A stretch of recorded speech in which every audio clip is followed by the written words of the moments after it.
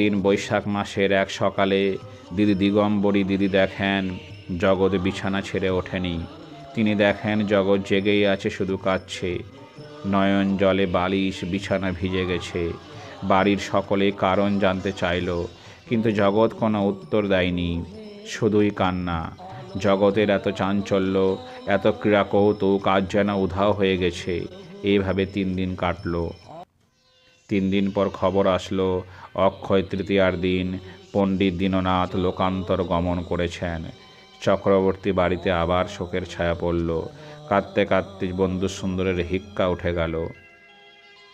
শ্রী শ্রী বন্ধুলীলা তরঙ্গিনীর ভাষায় বলা যায়, পুত্র শোকে দশরথ কাঁদিয়া প্রাণ দিয়াছিলেন, পুত্র বিরহে নন্দ রাজা কাঁদিয়া অন্ধ হইয়াছিলেন। বুঝিবা আজ তাহারই বিপরীতমুখী প্রতিক্রিয়া চলিতেছে। যথা সময়ে শ্রাদ্ধানুষ্ঠান সুসম্পন্ন হল।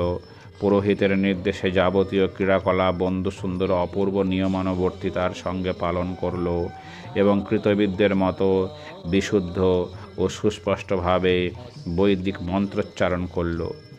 সকলেই বালকের অলৌকিক শক্তি প্রত্যক্ষ করলেন, কিন্তু দিদি দিগম্বরী দেবী অলৌকিক কিছুই দেখলেন না। শৈশবে মাতৃহারা ও সদ্য পিতৃহারা ভাইয়ের বেদনা ভরা নয়ন যুগল দেখে দিদির নয়ন জলে সিক্ত হয়ে উঠল।